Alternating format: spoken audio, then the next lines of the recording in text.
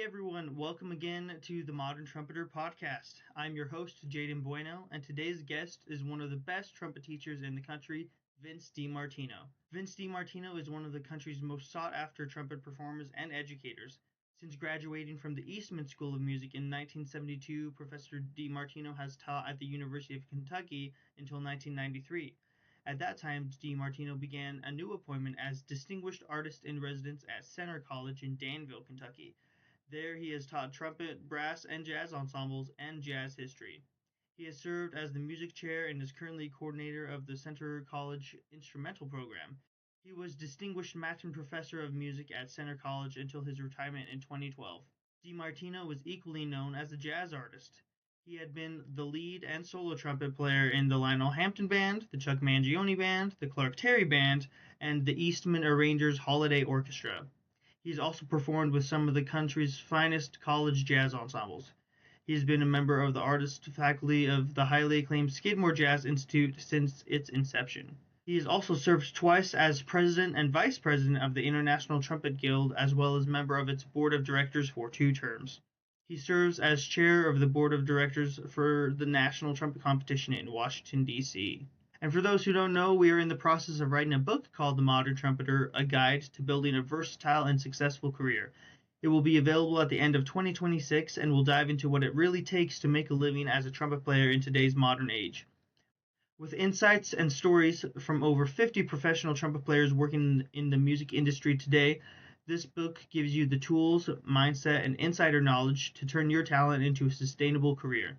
Insights, stories, and behind the scenes of the music industry are provided by the likes of Wayne Bergeron, Shew, Bria Skonberg, Bijon Watson, Michael Sachs, Bob Malone, Louis Dowdwell, Marcus Printup, Glen Marhevka, Dave Richards, Jay Webb, Jerry Hay, Brian MacDonald, Kiku Collins, Liesl Whitaker, Vince DiMartino, Tony Cadlick, Willie Murillo, Amy McCabe, Randy Brecker, and many, many more.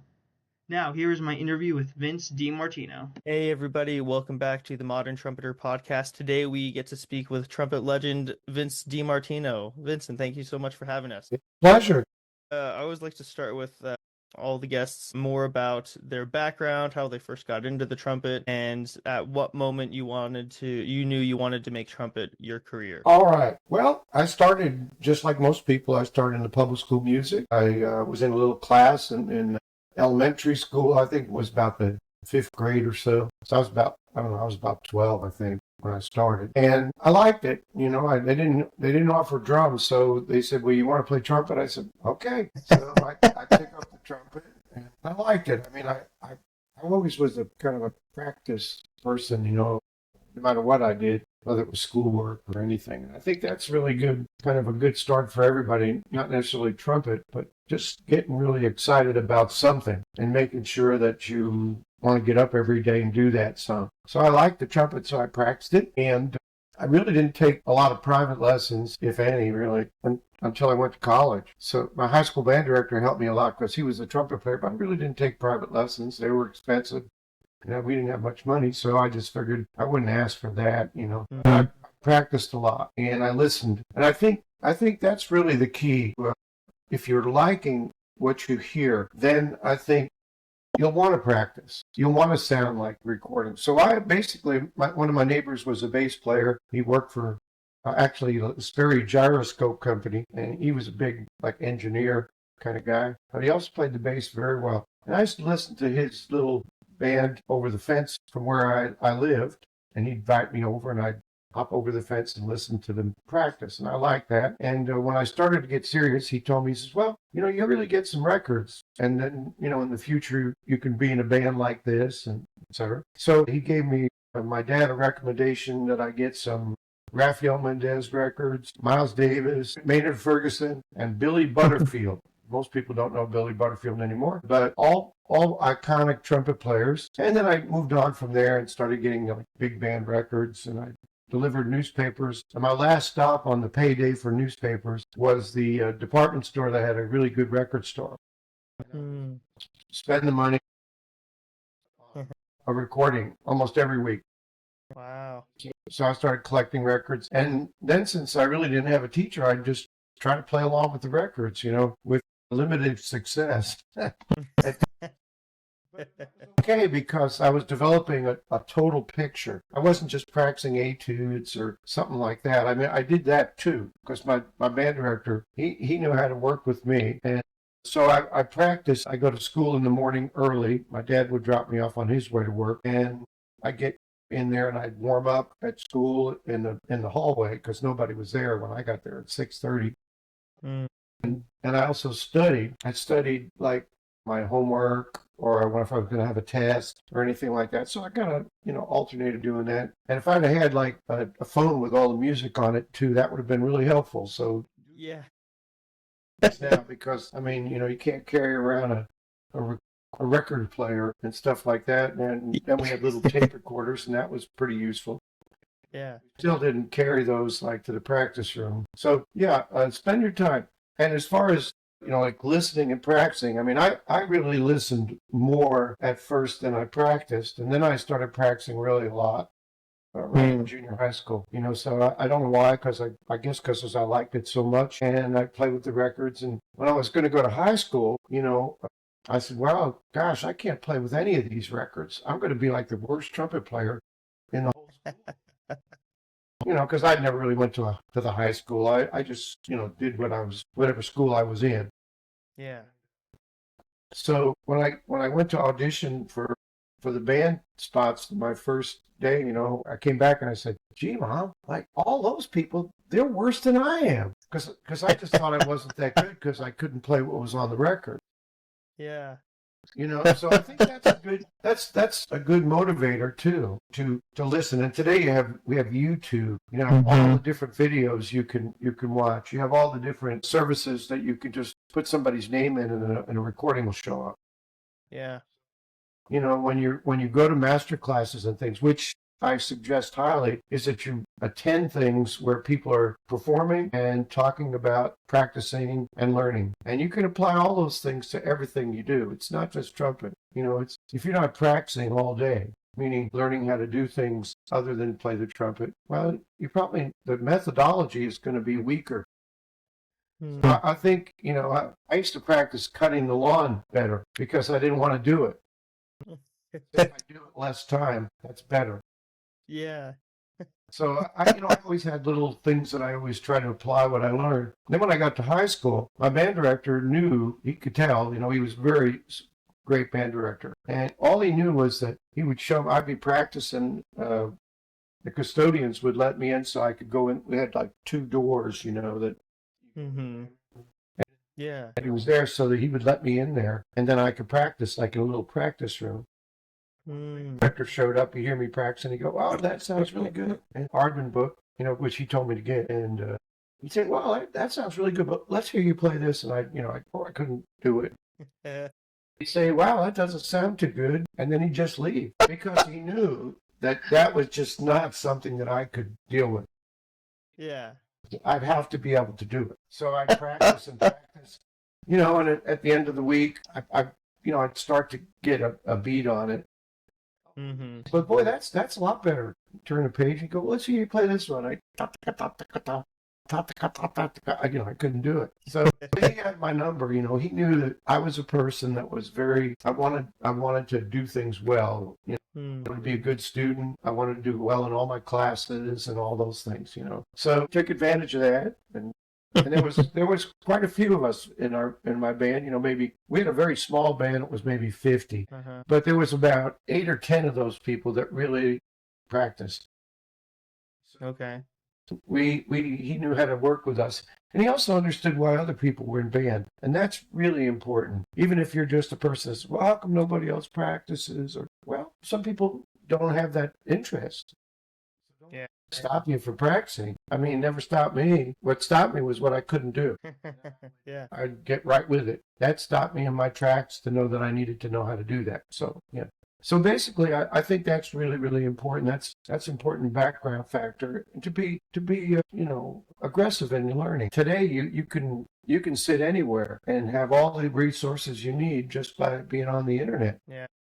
Right. If you just listen to people play and say, "Oh, that's great," well, I mean, it's true, but that doesn't do anything for you unless you get to it and say, "Well, gee, I want to sound like that, and I know what to do."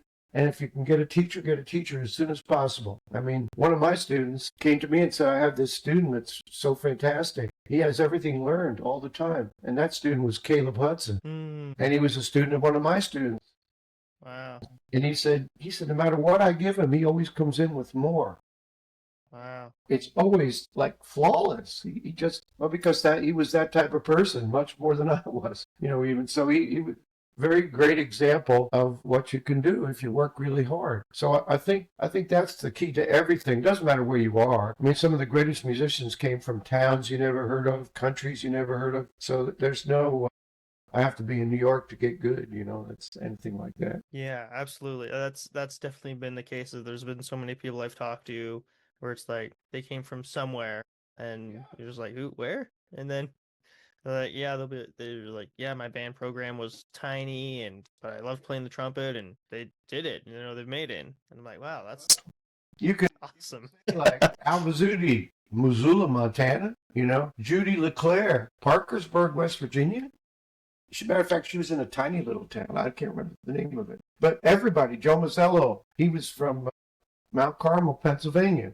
A little town I went there and visited. It was a tiny place. Yeah. Come up on the way to Eastman. He went to Eastman with me. All these people, they come from very small places in a lot of cases. So there's never an excuse, well, I lived in a small town. I couldn't do anything. Well, you chose not to do anything. Yeah, 100%. That's always a choice. And stick around with people that are engaged in doing things. Yeah. A lot of my friends weren't musicians. Some of them I called up on the phone and we said, wow, that trigonometry problem that I had, it's really bad. What did you do? Well, I tried this. And, so you're constantly engaging with other people that are trying to do something similar to what you're doing. So that's a good thing. We had garage bands. We used to people's house every week and sort of play out of little books, that had some tunes in it and stuff, Yeah. Even a little brass ensemble once in a while, because we didn't really ever have anything like that in school. Yeah. Yeah, so I think all of those things. So most of it's all self-motivated and your teacher. And of course, another important part of the system is paying attention to what people tell you. Mm-hmm. Somebody can do something, ask them about it. You have to be kind of fearless. Yeah. To say, well, that's a stupid question. Well, yeah, maybe. Yeah, that's a good point. The more I play, the more I'm like, man, I have more questions about the trumpet. Sure we do. I still do. I'm working every day. I've got a big kind of blister on my lip. I've got to play tonight, so I'm just warming up really easy. And I'm also figuring out how I can avoid, it hurting too much. Yeah. What I think about is what I'm playing, not how my lip feels. Yeah. All those things you have lots of daily and weekly things that you have to give consideration to, but you don't use them as an excuse not to play, unless it's sure. So bad Yeah, definitely.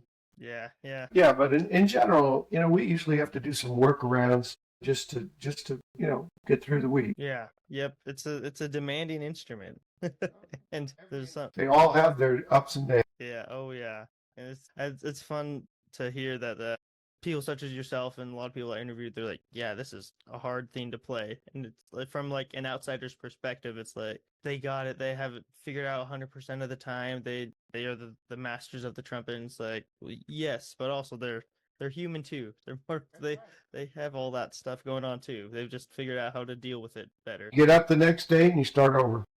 Yep. You forget about maybe not the issues you have, but the anticipation of failure you get sometimes from just not feeling good. Yeah. Mm-hmm. I get up and put that aside and every day it's like it's a new day. Everybody, all of these songs that you hear the words, it's a new day, it's this, and that, and all those things are true. The poetry of our everyday life. Mm-hmm. Yeah, agreed. And so when it came to college, where did you want to study? Where did you go?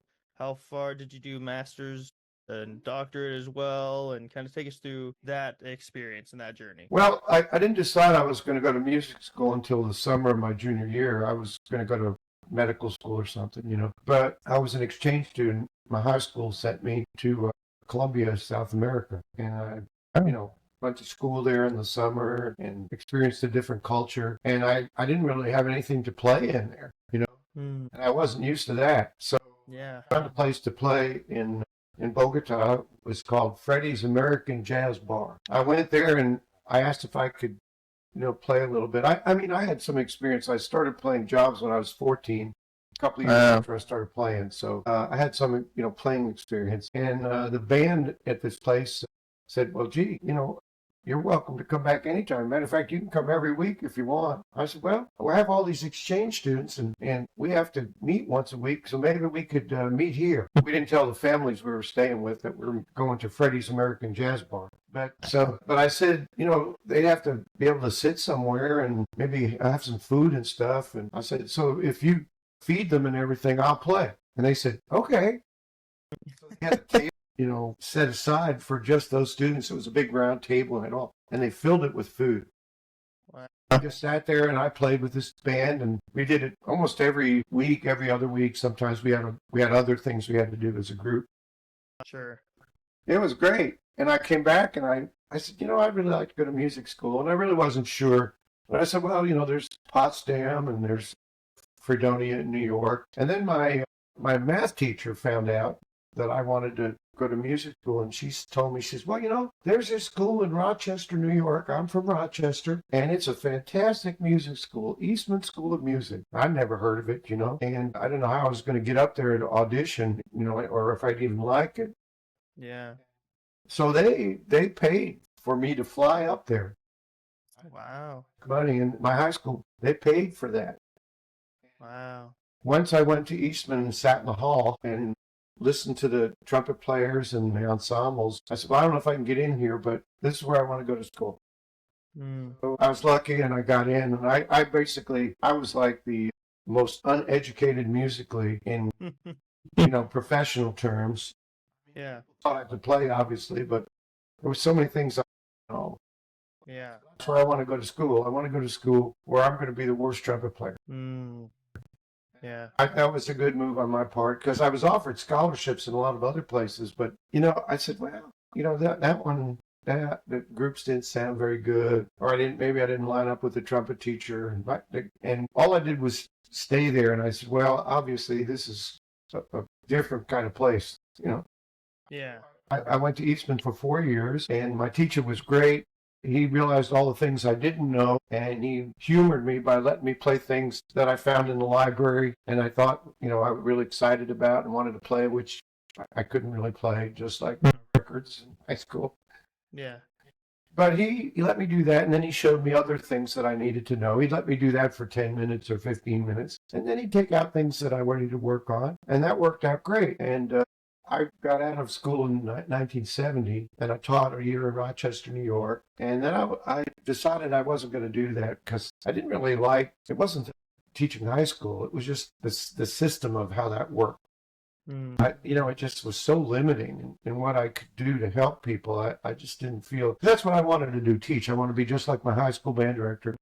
And so I decided that I'd just play. And about that time, when I was in Eastman as a student, I played with Lionel Hampton in the summers to make money for school. Wow. And I was lucky enough to get that job. And so it was obvious that I wasn't a bad player, but I was very inexperienced. When I was in Kentucky, I met a person that came to hear me, and he happened to be the head of the music school at the University of Kentucky, and asked me about my education. He talked to me on the intermission from the thing we were playing. A couple of years later, their trumpet teacher left, and they asked me if I would come and do a 1-year replacement. Wow. Ended up staying there for 21 years at that school. Because I realized that the place they needed somebody to help the students. There was a lot of things that I noticed that the students hadn't experienced before, and that I could help with that. Yeah. Good place to be. It didn't have to be in New York City like most of my friends. Yeah. And I stayed there, and then I went back to get I didn't even have a master's when I got that job, so I just had to get a master's. So I went back to Eastman, and it was great because my teacher was getting ready to retire, and I got to spend time with him again. And I think he really enjoyed all that I had learned as a teacher. And as a student then too. Yeah, so those things, it's really good. I think it's really good if you take some time between getting your master's and having been an undergraduate, unless there's a necessity to go right into it or you like it where you are. It's easy just to go ahead. But I'm kind of glad I had that job to make me figure out things that I hadn't spent much time on as an undergraduate, and I needed to spend time on. Yeah. Really good thing. And then I started to teach at Eastman in the summers and work on my master's degree because I was teaching there. And so I took courses, and then I had to finally take a year off and go back to Eastman for the whole year because there weren't any more courses for me to take in the summer. Yeah. For a degree. And then I got my master's in jazz and contemporary media. The class that I graduated in was the very first degree class. Wow. At Eastman, and that was in 1978. Wow.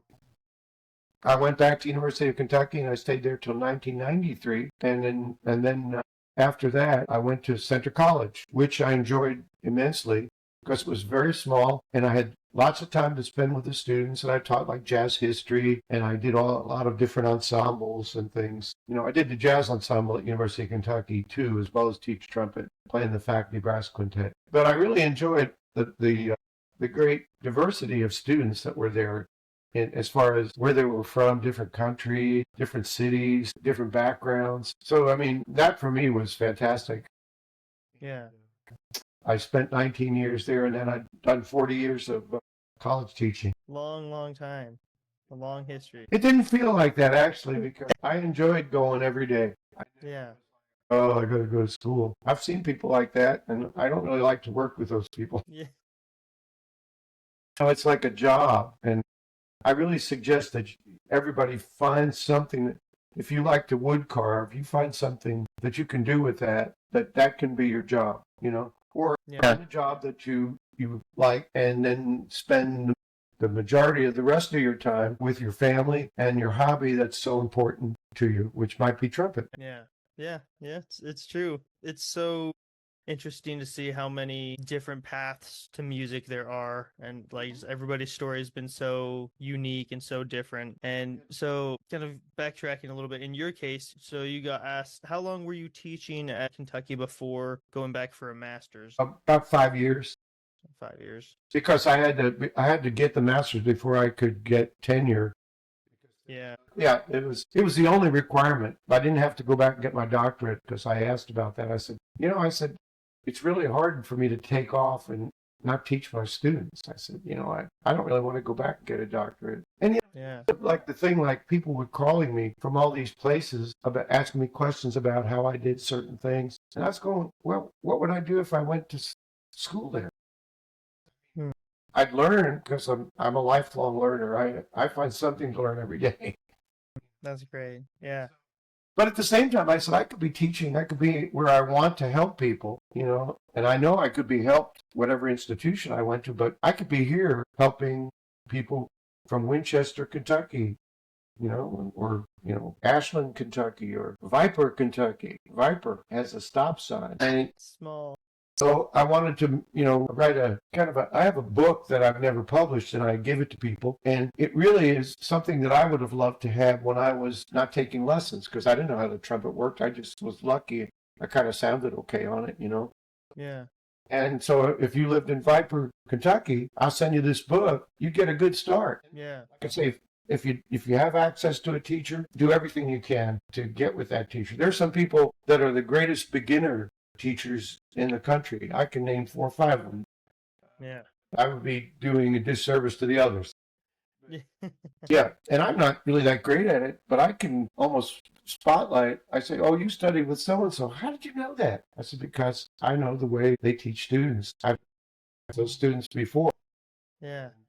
You're lucky you studied with that person. And those people are everywhere, like Rich Bird, my student in Kentucky, who taught Caleb Hudson. He's a fantastic teacher, and he asked me, he said, well, you need to teach this guy. He's really good. I said, no, I don't. Fantastic with you, and it's probably going to be one of the best students you ever will have in your life. Yeah. I said, I have had a fair amount of really extraordinary students like you. I said, and, enjoy it. Yeah. That's another part. That's when you learn the most, when it's not about you. Mm-hmm. It's about helping people, be an asset to your community. Then I went back to Eastman, and I came back because I had all these things. The library. I spent time in the library because I knew nothing. I listened to records, and the joke at Eastman used to be, hey, guess what? I found a record that you hadn't signed out in the library about, mostly trumpet records, because that was my teacher. That would always been my teacher. Yeah. And luckily, the beginning of the card catalog, which most people don't know what it is anymore, the card catalog was listed. It started in A. One of the first trumpet players that I heard that I thought was fantastic was Maurice Andre. Mm. I bought every recording. I went to Canada on weekends from Eastman. Wow. Get all the imported records from France and Russia. We would make a trip. All of us, it was great. On a Sunday, this record store was open. It was called Sam the Record Man, and it was in Toronto, and that's about a 4-hour drive. So we would drive to Toronto really early on Sunday and get breakfast and stuff when we got there, or lunch whenever we worked. And then we'd go in there and just annihilate whatever money we had, buying records. And, well, why don't you buy that one? And then we'll trade in a while so that we can, listen to more records and stuff. Yeah. And that's a thing. It was sort of a substitute for not having iPods. Yeah. All of those things are so important. The library, when I went back as a grad student, I went to the library, every day. And I would go to the trumpet section. I think the number was like 259. I can't remember now, because my trumpet library is as big as the one at Eastman almost. Wow. Yeah. That's incredible. Yeah. But I would go there and I'd take something out and look at it. I go, oh, this looks really good. I don't know what this is. Then I go find a recording of it. I say, oh boy, this is hard. Well, I'm going to bring this to my lesson. And that's when my teacher would humor me, Yeah. I also copied a lot of music that was in the public domain. To buy music, I spent all my extra money, whatever there was, in the music store across from Eastman School of Music. It was called the Music Lovers Shop. They were a typical, like a town music store, only they were right across the street from Eastman. So they had like noodles of every kind of sheet music. Oh, yeah. Buy something every week. Wow. What I couldn't buy because it wasn't in print, I'd copy at the Eastman Library, because you could copy public just like you can now with the slip, the press on the and I still use the Petrucci thing every week here. Okay. Searching cornet solos, things from the 19th century music print that deserves to be taught and used in recitals and things. Today, it's a little different. I find that the learning, even though there's access to everything in the world, most people come out of college knowing less, like of specific solos and things, Trying to get people to expand what they teach, basically because they haven't had access to a lot of this music that their teachers knew, and now they might not know it because they hadn't covered that when they're at school. Yeah. I'm trying to fill in the blanks for me, too. Yeah. So I think, getting my master's later helped, and then I just kept at it, Yeah, and that's, man, I have so many questions. This is great. I love it. So so you said that the University of Kentucky, before they could offer you tenure, you needed a master's, and went back and got that. Yeah, I was going to ask about that, because it seems like it's it's just changed. The tides have turned where, yeah, you'd need a doctorate pretty much to get a full-time gig anywhere, and more and more students are graduating with doctorates, and there's less and less jobs available, it seems. What are your thoughts on that? Should musicians be going for doctorate degrees? Should they be doing other things? Just that whole thing. That helps you get at least an adjunct job. You know what I mean? If you're a symphony player and you're going to put all your marbles in the same place, you don't have to get a doctorate. You don't even have to get a master's. Yeah. You could teach. If you're Mike Sachs, and let's say he didn't have any degrees, he's the principal trumpet in the Cleveland Orchestra. And when you hear him play, you want to study with that person. Yeah. Yep. So they don't need that degree because they have what's called in the academic jargon, or equivalent. Yeah. Equivalent is like you play first trumpet in the New York Philharmonic. You're in Dubuque Symphony, and it's a rather big orchestra. If you're playing in a really small orchestra, unless there's nobody available geographically, it's harder to get an adjunct job without, some pedigree degree. Yeah. But that doesn't mean that you should do any of those things, because, I always suggest that you get a degree no matter how well you play trumpet. Even my student that taught, Caleb Hudson, he wanted to get his DMA. And I said, he says, well, don't you think I'm good enough? I said, well, no, you're more than good enough. I said, but you have a family, and you want to get a job right away. My job is to advise you what is the best route for you to take, or at least another possible route. I will gladly take you as a DMA student, but I suggest, what else do you like? Well, I kind of like composition a little bit, and theory. I love theory. Okay, well, why don't you get a PhD in theory? You're going to have the same trumpet teacher here. That's me. You like that? Have a degree in theory, and every college who has any music program at all needs an academic theory teacher or history teacher. Somebody to direct a choir, somebody to, run a sports band, whatever. I said, and there's maybe only 5 or 6 trumpet jobs in the country open a year, and there's probably 50 of those other jobs open. And if you send a recording to this academic, and people say, yeah, but they don't ask for a recording. They don't want to hear me play. I said, no, I know that. But somebody on that committee will listen to it because it's there. And when they hear you play, they're going to say, well, we don't have to hire an adjunct. This person is more qualified than the last person we had. You see what I mean? So then you've qualified yourself, and you still can get a permanent trumpet job once you've been teaching in a college or university for a fairly, 3 or 4 years. Then the reverse happens. Wow, she can really play the trumpet. This is fantastic. And she has a PhD in music theory. So they're thinking they can help with the theory too. Yeah. And then it creates, and also, even, let's say you get a job as a music educator. I have a music ed degree. I don't have an applied degree. Except the jazz one is, I guess, an applied degree. Yeah. I always wanted to teach. So it could be that you have a teaching job. So what else could you do? Well, you can play in all kinds of ensembles in your area. You can play weddings. You can play funerals. You get in a cover band. You can play in the local orchestra. Yeah. In a town band like I did for 25 years or more in Danville, Kentucky. Yeah. And who sat next to me in the town band? Gabriel DiMartino. And he teaches at East Carolina University. Okay? Caleb Hudson sat next to me in the town band. He played his first solo with the Advocate Brass Band in Danville, Kentucky. Wow. Okay? So you can be an asset to your community. You can give lessons to people in an area that maybe a teacher wasn't accessible. So, see, there's so many ways to put together a really meaningful career. Yeah. You're not I always tell students, you don't have to be a professional trumpet player to play professionally at a very high level. I run across people in the most unlikely places. I go, here in Tampa, Florida, right? There's a guy, he plays all the solos like Wayne Bergeron plays on his trumpet. And I say, well, wow, who you play with? Well, I just play for fun, and I manage 62 branches of the OZK Bank. Jeez. And you hear this guy play, you don't think that when you hear that. Yeah, man. People here too.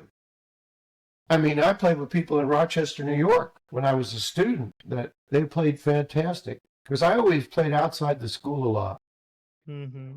Because I had experiences like that. Most of the students that came to Eastern had more orchestra experience and some jazz, maybe a little jazz.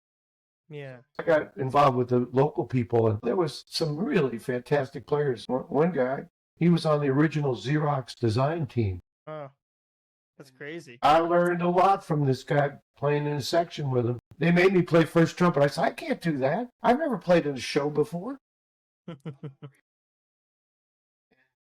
All kinds of things. So that I was learning. I was happy. Yeah. And so your life doesn't have to be a ladder. Mm-hmm. People think that some ladder, and I mean, some of the jobs that are not very glorious, being in New York City and Los Angeles. You might play, do the same thing all week playing trumpet, and I really don't like doing that. I never did. I like playing live music too all the time. Yeah. Some of the Broadway show players are fantastic, but they go out and play other things. Yeah. If they're able to send a sub, they get a chance to play something with a bunch of their friends that they haven't seen in a fairly long time, maybe sometimes because they're both playing shows. And playing shows is not an easy thing. Yeah. Oh, yeah. Mm-hmm. Shows a week, really challenging book. I mean, you got to be on it every night. Yeah. So that's a different kind of frightening. Yeah. It's a great job too. Yeah. If that's the environment you want, that's your dream job. Yeah. Then you're happy. I mean, I've gone to a lot of shows and just sat in the pit and listened to my friends play, and when they're playing, it's alive. Yeah. Yeah. And I go, boy, I don't know if I could do this. Times a week or but you're in a great place, and so there are lots of different perspectives that that make up this puzzle that is your life. Yeah. Family.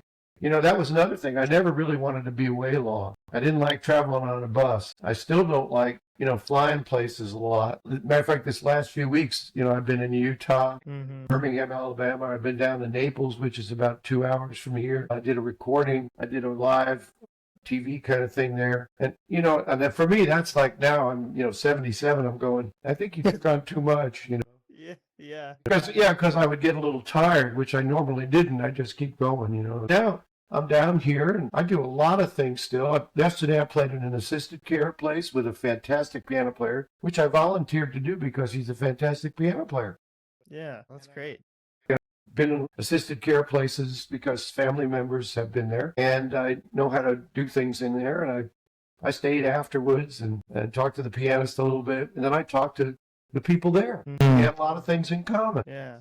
That was a day well spent. Yeah. Well spent than somebody coming and saying, well, I really didn't have time to practice, and this etude is really... And then I'm going, well, what do you want me to do about that? There's nothing I can do about that. Yeah. I spent an hour with some older people, just a little bit older than me, but, that's really important. I spent time at the hospital that I've been going to for 4 years down here, for a cancer treatment, and I'm doing great. But I love going there. I play in the hospital band. That's a big part of what I do. I love it. It has tremendous value. Spend time doing things that have value. If trumpet is the only thing that has value to you and then you can't do it anymore, what are you going to do? Well, hopefully you'll try to find something that has some value. Helping people always has great value. Yeah. And you can find yourself involved in things like that. So going back to the perspective that you develop, that has to be important. So your family, your job, so to speak. Mine has never been a job. It's been something that I love to do every day. Yeah. And being an asset to your community. Like I say, I play funerals in Danville, Kentucky, and people come up and say, this is one of the toughest days of my life, but you made it so beautiful. You played that. What was that you played? Oh, I said, that was written by a Norwegian fellow, and I heard it when I was in Norway, and I brought it back to the U.S., and I tell everybody about it. It's so emotionally gets you, and yeah, so beautiful. And so I think that's one of our responsibilities too, is to make the world better in some small way. You don't have to be on TV to do that. Yeah. Yeah, that's true. If you touch one person, that's as successful as reaching 1 million. Yeah. In a sense, because you're working 1-to-1, or more. Yeah, that's beautiful. Yeah. I mean, when I go play, I love playing for audiences. It doesn't matter if it's 2 people or 1. 5,000, or football halftime show, you play for 80,000. Yeah. It's an interaction of some sort, and people don't have to have music training to love what you're doing. My mom never had any music training, and she would always pick out the places that I felt were the most emotional places. You could feel it, and everybody can feel it. Yeah. They always say, I don't know a lot about music. I said, well, you came to the concert, didn't you? I said, you know all you need to know. How it gets involved with you and how it matches to your everyday life. Yeah. The sounds of your everyday life. That's what music does. Yeah. It gets more excited, less excited, or stays the same. That's what I understand. That's the only reason I can play. That's formula, It's just a very simple approach to music. Now, that doesn't mean it's easy. Sure.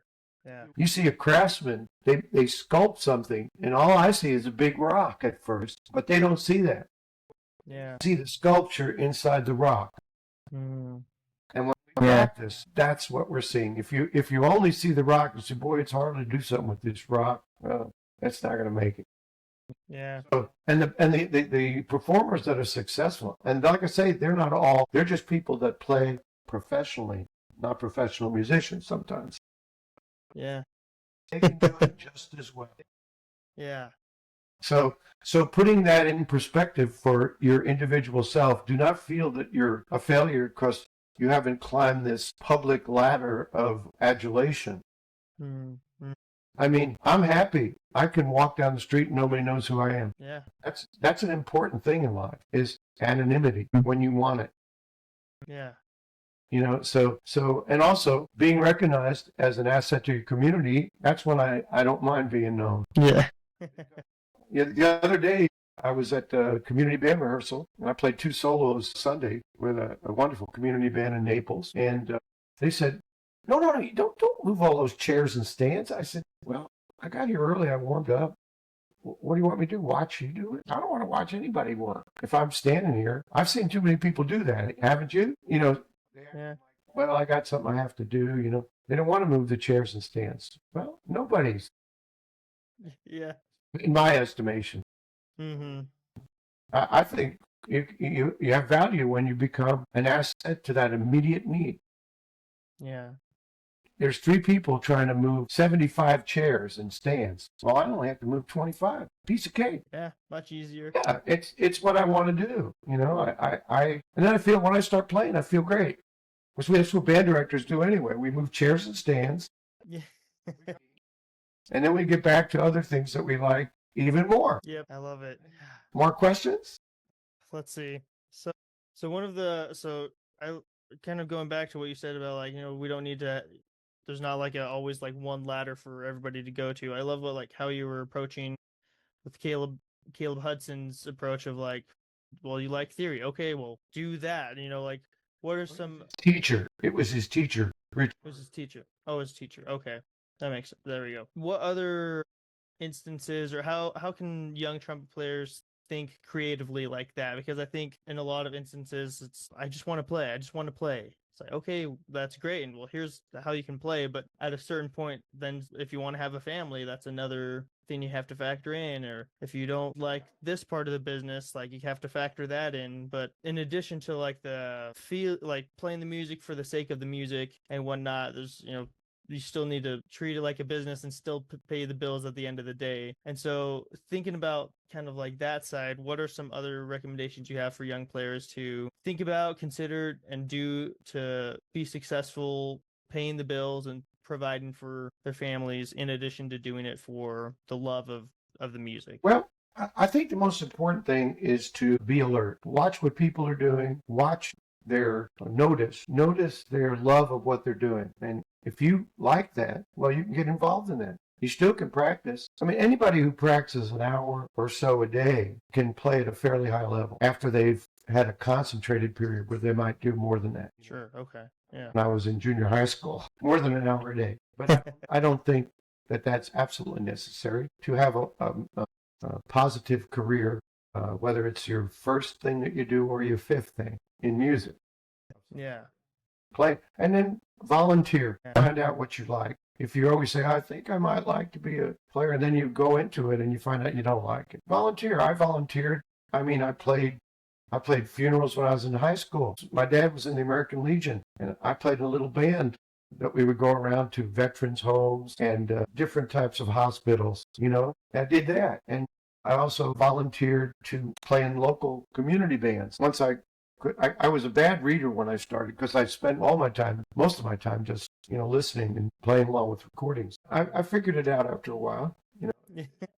I figured out I needed to learn how to read. And then, if you see people playing soccer, go play soccer. Yeah. Yeah, because you don't ever know. You have to develop a broad diversity of things to make choices about all of the things you've experienced. If you only experience the one thing and it doesn't work out early on, well, then you usually end up, I don't know if I want to go to college, or I'm just going to get a job doing this. And every job, you can do it professionally. I've seen plumbers that are unbelievable, and I've met other ones that even can't figure out how to put the pipe together. Yeah, I mean, there's professionalism in every job, and a job you can be professional in. And that, like I say, cutting lawns is professional. Don't think I'm thinking about some highfalutin executive job or something, Yeah. like I thought I was going to be. Mm-hmm. I told my mom, I said, no, I don't want to do that. I just want to go into music because, when I was away, I didn't get to play. And she said, okay. And I said, you're not upset that I'm not going to be a dentist or a doctor? No, well, why not? She said, well, everything you do, you approach with tremendous intensity, and that's going to make you successful. I said, yeah, okay, you can tell that I'm not going to be a doctor. You know what I mean? I was worried. Yeah. But my mom she was very practical in how she did everything.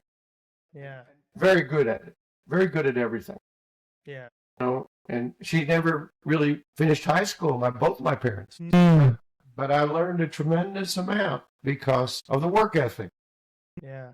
There's no substitute for work ethic. Yeah, absolutely. I delivered newspapers. I was a mailman one summer. I mean, I'd always had some sort of job. So I even think that people shouldn't go right to college myself. Where I was out there in Utah, yeah, everybody, before they go to BYU, they do some sort of mission. Mm-hmm. Yeah. Whether it's just, so there are varying degrees. Some of them are not totally religious missions. Yeah. And I said, I've always said that. I said, you should get a job in an area that you think you might like. And if it's in music, great. If it's not, okay, well, find something you do like doing. Yeah. When you do go to school, you're going to have a much better perspective on what you think you'd really like to do, or the combination, permutations and than just going for this degree. And, you're a junior, all of a sudden you realize that, well, I don't know if I can do this, Yeah. Because you never were really that committed necessarily, or you were having issues doing it. It was too difficult or whatever. I don't ever regret people trying to do what they want to do. But there comes a time when you have to make a decision. Yeah. Earlier or later. So the more you know before you go to college, the better. Yeah.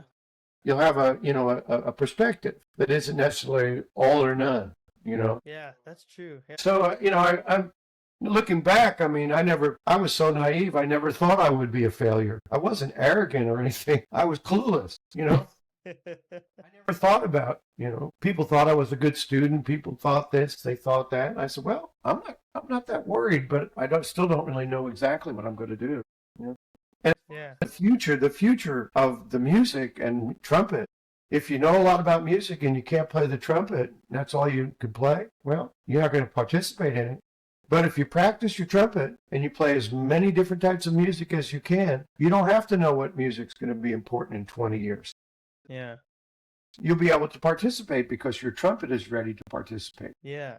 Yeah. That's true. I always had 2 sessions a day when I practiced. And they both are related. Timothy Dockschutzer said in some of the etudes he wrote, he said, you can't practice music without practicing technique. You can't practice technique without practicing music. Constantly work together. And eventually the music is more prominent all the time in your head. Yeah. All the rest goes in the background to some degree. Yeah. And then you got to kind of push away a little bit, do the music, do the technique to get the music to be right. And then you put it back together and you're probably back where you were. Yeah. In a lot of cases, that's what people call genius. Yeah. Yeah. Made it to that category myself. But a lot of the people I know, like a Caleb Hudson, Terry Everson, I can name people, Alpha Zudi, Jeff Tyzik, friends that I've had. Yeah. They have a way of working that is super efficient. Yeah. And their growth is unbelievably fast. So crazy. I've gotten older. They always say it's good if you start young. Well, it's true. I started later than they did. So I don't think I'll ever reach that kind of a thing, and I don't need to. Yeah. Perspective is where I'd like it to be. Yeah. I like doing so many things and different kinds of music. If you play one kind of music and you concentrate on your whole life, you're going to be really, really good at that. Yeah. Play 20 types of music, you're going to be competent at most of them. Yeah. And you'll still play the trumpet really well because you're using it to do any or all of them. Yeah. So that's where the trumpet becomes really essential. If you have one tool it better be a tool that can fix everything. Yeah. That's still playing the same thing. And so you have to have that what do they call those tools? Multi-purpose tools. Yeah.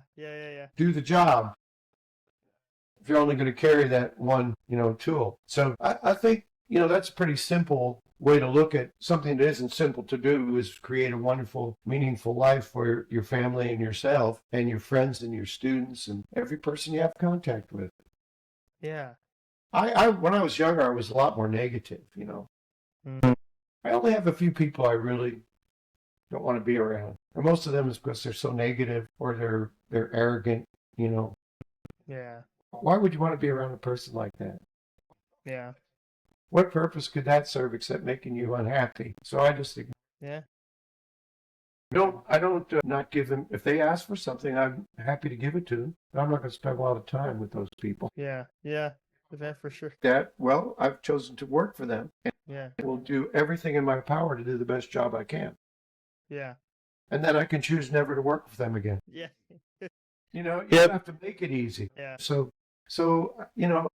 we all can't be positive all the time, but it's good to spend most of your time being positive and being around people that care about other people and are positive thinkers and workers. Yeah, it's true. I could tell that that's you from the concert at BYU.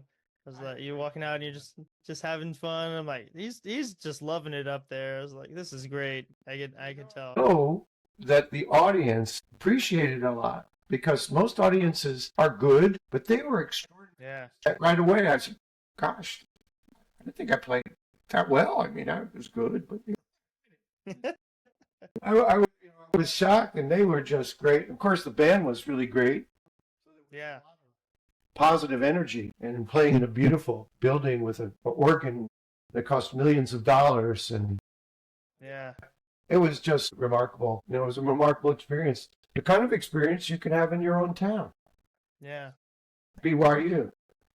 In the smallest church, playing a little recital, playing the church service, like I said, that's the same, a microcosm of the same thing. Yeah. It's important because you can do it. You might be the only trumpet player within 50 miles that can play taps. Yeah, that's true. So you've satisfied the same need that John F. Kennedy Jr.'s funeral did. You could be the same person. Yeah. So it isn't any less important. Yeah. And that's another thing about performing. It's important, but it isn't more important than the giving. And when you decided you're giving and you're not so worried about playing, you play better, Yeah. I used to get so nervous I could barely play when I was really young. And then one day I just said, well, you're going to have to figure out how to do this. So I started solos. That's something I would suggest to everyone. Play something for somebody every week. So it's not just to show everybody you can play. It's to be able to play for people in a perspective that really allows you to be the person you are as a musician. Yeah, I love that. It's true. There's been times where I've taken different auditions, and some I practiced, but I didn't play in front of anybody, and I walk in and just fell on my face. Failures. Failure breeds success in a certain funny way. Yeah. It's like the trial and error method. Well, I don't think I'll try that again. You know what I mean? Maybe my head was in the wrong place. So you kind of put that way of thinking aside a little bit. And then you go, okay, well, how can I, do this? So like I said, I used to go up to the organ floor at Eastman. Had a whole floor of I don't even know, a dozen or so practice organs. And then they had a recital hall and all kinds of stuff. But the organists, they played in churches. Yeah. Wanted it all the way through. And so I'd go up to the organ floor, and I knew a few of them because they were friends. I'd say, hey, Brent, do you think you could play through this piece with me? I want to play it for my lesson, and I want to feel what the rest of it feels like. You know what I mean? Yeah. Then I know when to get more excited and less excited. I've heard some recording, but it's not live. It doesn't do it for me as much. So I go up there, and Brent would be playing his organ, and he'd say, "What are you doing on Sunday?" Nothing. "Well, why don't you come and we'll play this at church? It sounds good." And I'd go, and boy, I'd be really nervous. Well, it's the hardest part is the whole sequence of events, like when you do a church service. Mm-hmm. You play the what do you call it? The prelude, and that's not too bad. Then you sit there for 20 minutes. Then you have to do the offertory. Mm-hmm. Noise. Waiting. To think about, my lip feels terrible. I played with a Latin band last night at 2 o'clock in the morning, and now it's 8 o'clock, and I'm playing Prayer to St. Gregory. Yeah. Long notes, nothing real high, nothing real. Yep. It's hard when you get in the middle and you're waiting, but you get used to that, and it got easier too because they invented whisper mutes. I used to use a Harmon mute with a little piece of paper stuck in it, so it didn't make too much noise at all. But it didn't, it didn't work that well. Yeah. And that was great because I could play along with the oboes in an orchestra when I had to play the trumpet chassam. Great. My piccolo trumpet with a whisper mute, and then I'm kind of warmed up, and I got the pitches in my mind, and everything. So you just get better and better. If you don't, yeah, because the experience was frightening. Let's say, yeah, you can't just sit home and play. I mean, what to do with it? Yeah. Oh, I played so much better in the practice room. Well, yeah, but they don't hear you in the practice room. Yeah. Friends do, But so I started to do these volunteer things a lot. Yeah. Of course, volunteering, I still volunteer more than I'm paid. I know that's hard to believe, but at this age too, especially because I don't have to work as much, to. Yeah. I'm retired. Yeah. But the joy that you get out of just doing it. So if you play a solo, so to speak, whether it's just the hymns at a church or you're playing for the Kiwanis Club or the Rotary Club, whatever, it doesn't matter. You're playing in front of people. You're learning to do the sequence of events. Yeah. Play something, sit down, have to wait, maybe play a little something else, play the people out. Okay, that was a lot better than last time I did it. Yeah. And then you can evaluate it afterwards, but you got to do it in order to evaluate it. You don't want to say, yeah, that's true. Last time, so I'm not going to do it. Yeah. Then anytime anybody asks you to play, you're always going to be nervous. Yeah. Also, being nervous is sometimes also related to your lack of success in the practice room. And then you're getting up to that place where it's hard, and you know what I mean? You're going, oh gosh, the last 3 times I missed that high B flat, and I don't want to miss it. Oh God, I missed it again. Yeah. Yeah, you see, you kind of talk yourself out of it almost, Yeah. And I don't know, if you play, my piano teacher, who I was really bad at piano when I was terrible. I don't know how they stood me, but I play and I go, oh man, my left hand, I'm always holding a trumpet all day, and it always doesn't feel good when I play. She says, well, Vince, now have you done it 100 times? And I'd always go, no. She says, well, then you shouldn't expect to do it well. I'm holding the trumpet, but I'm not good. She said, well, you need to do it more. So I practiced the left hand alone, and I did get better. I didn't practice as much as I did trumpet, but I got a little better. Yeah. I think that's a fair thing for that more emotional practice that you have to do to get on the stage. Or you can be like a lot of people and spend your whole life there since you were a kid. Yeah. And some people do that. I did in a sense, but they were more functional things. And once I got to Eastman, I almost developed stage fright there because I never was nervous playing at all. Just they were, I was at Eastman, and man, all these people have much more experience than me. He studied with Vacchiano. He studied with Phil Smith. Oh, this guy studied with, oh my gosh, Yeah. Good. They sounded appropriate, because they had experience. And like I said, I didn't even know what a C trumpet was, so I was definitely at a disadvantage. So, but that's okay. Yeah. I pursued a path to learn those things because I devoid of experience, Yeah. except in certain perspectives. Yeah. You just get back on the horse, You don't, once you're trying to learn a bicycle, you don't say, well, I fell off, I'm not going to do this. No, you fall off like another 50 times before you even get a decent run, Yeah. Oh, yeah. In the meantime, you got bandages all over yourself, and hopefully you won't fall off as much now. Yeah. That's all, So it's a little, matter of fact in some ways that you need to do these things. I have a couple other questions. Number one, something that's been more prevalent for me talking with so many people is like, the history of trumpet players and learning who came before and the importance of, these names and stuff. Who were some of your early influences, some of your favorite players to listen to, regardless of genre? Well, it starts with some of the local people. There was a band in Lindenhurst, New York, which was the next town over from West Babylon. And there was a trumpet player named Warren Torrance. And he was a high school student at the time. And I was like younger, I was in the 8th or 9th grade, I think. And I heard him play. And gosh, he had the most beautiful sound, Remember it. And many years later, I met him. Wow.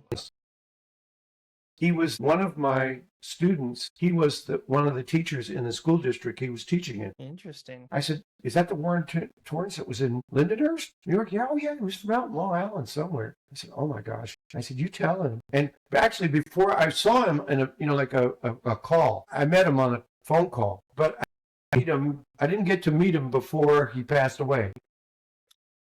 That was a shame because, he said, you remember that? I said, no, I remember your sound. Wow.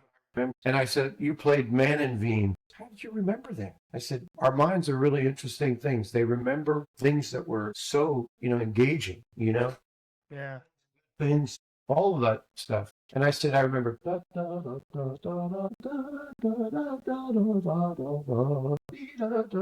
I still could sing the solo. And I played it later on, in wind ensembles. Yeah. Of course, I listened to all the records, like I say, Raphael Mendez, Vena Ferguson, Doc Severinsen, my main really influence. And that's how I really started to play all those crazy solos by Fisher Tull and John Barnes Chance and Virgin La Macarena and all the, old favorites. Yeah. I just listened to him. I got almost every record that I know he made. Yeah. And I listened to those records. I just listened yesterday to Rhapsody for Then. You know that? I don't know that one, actually. It's called, the record I think is called Rhapsody for Now. I think it is. And it's like a medley of, there's Rhapsody for Then and Rhapsody for Now is on there and a couple of other, kind of tunes. Much dated stuff. But his tone is so gorgeous, so beautiful. And in other words, it was something that was close to me as a listener. He was playing for me, so to speak. Mm. So he's one of my main, and of course, all the really great orchestral players like Bud Herstead. Yeah. And anybody that sounds really good.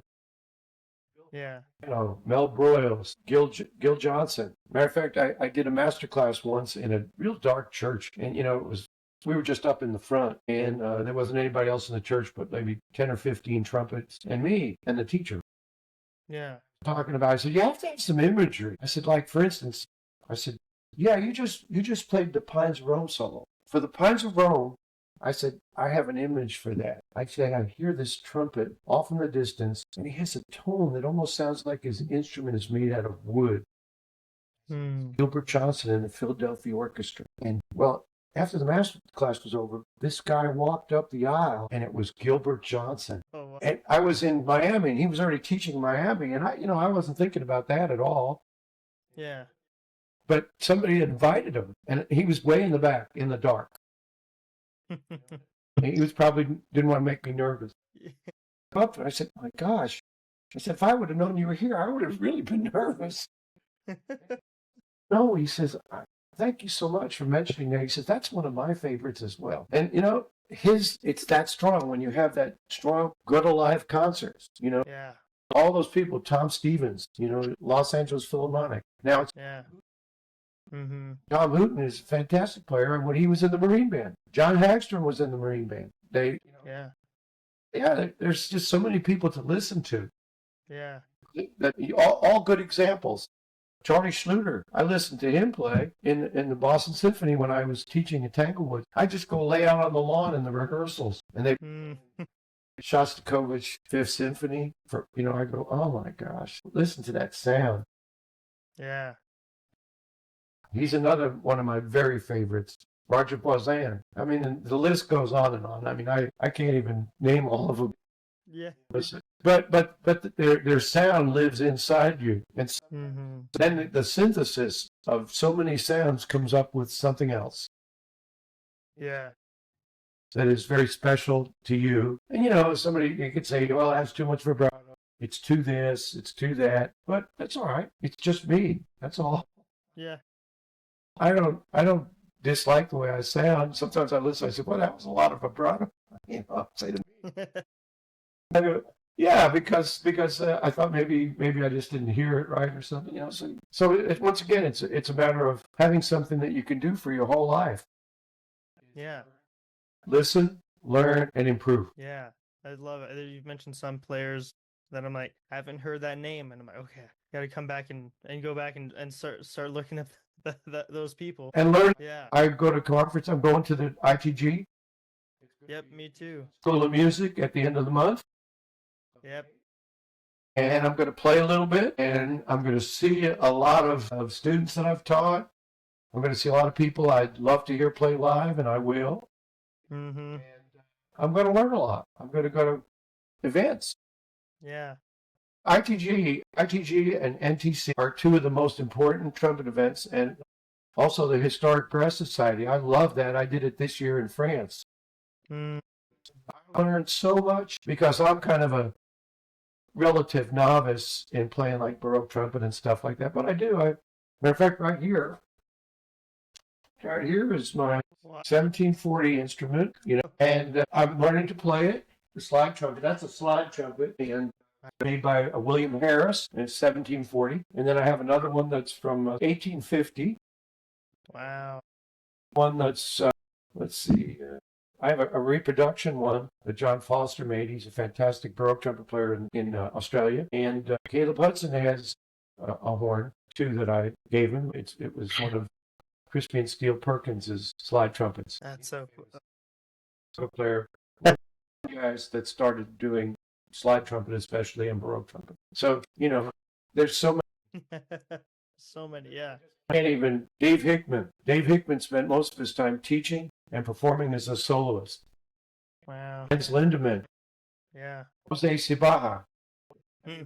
There's all these young players, Brendan Ridenauer, of course, Caleb Hudson. You just could go on and on.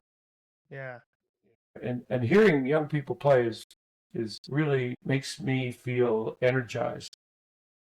Yeah. You're part of a heritage that just keeps getting better. Yeah. Young performers today are extraordinary. Yeah, they are. Yeah. Like I say, it's not because, Maurice Andre I still think he's, the top of his game. Always he was. But there's so many more influences because we have so much access to the whole world. The whole world of players, the whole world of composition, orchestras, bands, jazz bands, Latin bands, Everything. Yeah. New Orleans bands. I mean, you just keep going, brass quintets. I love all that. Yeah, it's so. I remember first hearing Tower of Power. What's this? Or any of the Soul Rebels and different things from the New Orleans brass band. I'm like, it's just world changing for me. And when I was young, I was like, this is incredible. Well, all the players, everybody was once that young. They understand the trip that we're on, a lifelong trip, and we all become much more useful as we get older. Yeah. Younger people would say, "Oh, I want to take some lessons with you." I go, "Well, okay, but I'm 23. I mean, you're 20." I said, I barely know as much as you do. And they go, "What do you mean?" I said, "Well, just think about somebody like Roger Poisson. He was, seemingly a really good player. But as far as my teaching, I haven't been teaching that long. Now, if you study with somebody that sort of plays better than I do at my age, that was better when they were young, and they have 30, 40 years teaching experience, now that's somebody you want to study with." Yeah. They have the physical thing that everybody seems to think is important, but I was never really a catalytic, I don't think. When I first started teaching, I was trying to figure out if I was doing the right thing teaching them the right stuff, because I said, well, this sort of worked for me. I don't know. And then I had Armando Gatala was the very first guest I had in a summer 4-day institute. I said, well, I'm going to find out if I've been teaching right, because he's going to list all my students. And I invited all the teachers from the state of Kentucky to send tapes in of their students. And this way they didn't have to pick the student that got to play or more students that got to play. So I did like a blind test, and I picked students out. And then those students came and they got to play for Gatala too, because I said, well, he might never get back to the state of Kentucky, and all these other people won't get a chance. So I wanted to make sure other people had a chance. So, but of course, heck, I hope he doesn't say I taught him bad. So I noticed all the things he was talking about that I had sort of an inkling about them. You know what I mean? Mm-hmm. Teaching some of those things, and it solidified my thoughts about teaching. That's why it's really important for teachers to watch master teachers. Mm-hmm. I wasn't a master teacher when I started. I was a master teacher. Because I had some things that I had some good ideas, but I didn't really have any methodology. That's when I started to put together this method book that I use for teaching, that I used. That's a very disciplined, challenging way of developing, because you have to be disciplined or you can't complete this stuff in 2 weeks. You only have 2 weeks, then you get a grade and it's over. Oh, man.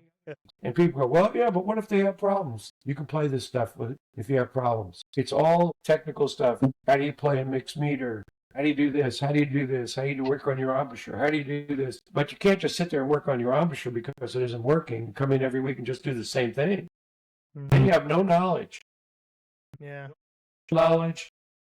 You have frustration every week. No, you're teaching other things at the same time. Yeah. Working on their embouchure every week. He knows it, really. I might say, well, this is going to help. See, I mean, so I think that's the way to go. Last quick question. Is there anything you know now that you wish you knew when you were younger? Yeah, a lot more about the music itself. Like I say, the listening aspect. My listening was very narrow. It was trumpet, trumpet, trumpet, And I would study stuff and I'd listen and I go, how come there's no trumpet in that? I was just very, yeah. I mean, I listened, like when I was working, I listened to classical music, I listened to jazz music, and that was about it. And I listened to rock and roll when I was a kid.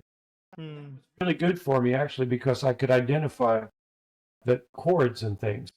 Yeah. And I said, well, there's some notes that stay the same in chords. So listening. And if you can sing in a choir, sing in a choir. Because trumpet is not something you read music. There's no such thing as reading music. That's a misnomer. It's reading sound. See, when I played jazz, sometimes I would sound pretty good, for a young guy. Yeah. Classical music, it was like, okay, I got to get this C. And so I would see a note, and that doesn't trigger your body to do what it takes to play C. Yeah. It's hit and miss a lot more. So basically, you have to be able to look at those notes and sing them in your head. Yeah. And that's what triggers the instrument to play the right things. I mean, I can look at a piano and go, and the note's going to come out, and it's going to be already strung up and, in tune. And it is your ear. It has to tune the instrument, and it has to be able to manipulate it's like a golfer who knows when to use certain clubs. Yeah. If you're using one club to hit everything, well, you're going to go nowhere. Yeah. Physically, your face is going to fall off, So basically, and my choir, the lady that taught me music theory, a high school choir teacher, she said, I really could use some tenors in the choir. Would you like to sing in choir? I said, no, I don't want to sing in the choir. She goes, would you like to pass music theory? I go, I'd love to sing in your choir. Yeah. And it was the best thing I ever did. Yeah. I really wasn't a tenor, but she knew that I could read music at least. Yeah. So I was stuck between the mezzo-sopranos and the basses. Man, it was hard singing in there, trying to fit your note in right. Yeah. One was sharp and the other one was in tune. You still can't fit your note in hardly, Yeah. I learned how to sing more in tune, Yeah. because I picked my note out of the accompaniment, if there was one, and there's no substitute for that. Because when I play things now, I don't really even transpose. I do, but it's done by looking at the note. If I'm playing I'm playing that on C trumpet, I'm playing on an E flat trumpet. It's, you know what I mean? Yeah. Doesn't really. I'm just playing a different trumpet and playing the same pitch. Yeah. Yeah. And we know that that's correct because do tuba players transpose? No, but they play 4 different tubas. They fingerings. Yeah. I saw the tuba players doing that. I knew that I had to be even better at it. Because I used to transpose and I just get a headache. I be going, C, that's a B. C, this is that. But, I was lost already. Yeah. Think about playing. Because then you're singing the song, see? Yeah. You're singing the song, your body's going to respond to that. If you practice enough etudes, arpeggios, scales, and know the styles. Everything is simple. Yeah. Easy. It's not easy. It's simple. Simple task. Yeah. Easy to do. Combine that into one being that functions as a unit, like a robot or something almost. You know what I mean? Yeah. You use a joystick to work the robot. Yeah. 10 different, you can't do it. Yeah. They work the same way. Yeah. Radio controlled airplanes, same thing. I had a plane, like one of those with an gas engine.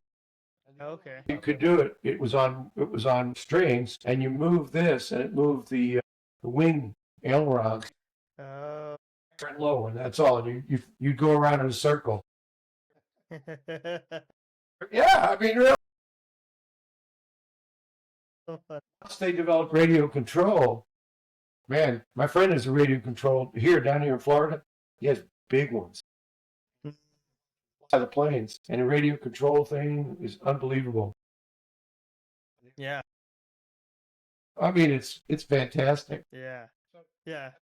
I think, the technology-wise, we have to put that technology into our bodies. Yeah. Create the remote control. See that it work. Yeah. So to speak. Yeah. I love that. I'm going to have to use that in my teaching. That's good. That's what, mind-blowing. When you're done playing, you're done. When you're done teaching, the ideas that you give to other people go on for 100 years or more. Yeah. And that's important. Yeah. It becomes terminal. It becomes a terminal experience, so to speak. Yeah. But teaching's not that at all. It's progressive and catalytic to those you pass it on to. When I see, that's what I was talking about before a little bit, seeing what young people are doing today, wow, that's exciting because their teachers have passed on, and they have taken those ideas and brought them to a higher level even. Well, thank you so much, Vince. I really appreciate you taking some time to chat and everything. I will. Thank you so much, and we'll talk again soon. Please do. All right. See ya.